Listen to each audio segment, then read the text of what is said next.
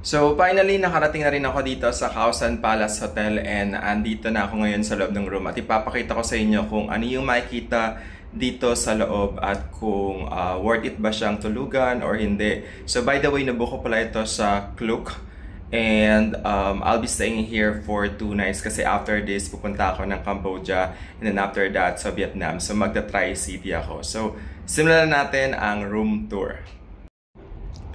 So ayan, so this is my room here in Khao San Palace Hotel. So dito sa Bangkok. So makikita nyo merong 1 double bed and merong paaraw na design. So mukhang malinis naman yung bed. And then merong flat screen TV, complimentary bottled water, tissue, and then meron ding earplugs kasi super ingay sa labas. Actually, ang daming bars, daming nagpa-party. And then, meron ditong refrigerator. And then, yan, glass, electric kettle, safety deposit box.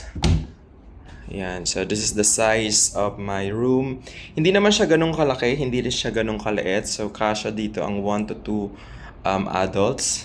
Yan, so malinis naman siya, maayos. So, let's go naman sa kanilang CR. Yan. So, hello. So, meron ditong blower. And then, merong hot and cold shower. And then, complimentary toiletries like shampoo, bath soap, shower cup. Ayan. And then, merong basahan. And then, meron ding towel. Ayan. So, this is the room I book via Klook. And it's 1,300 pesos per night.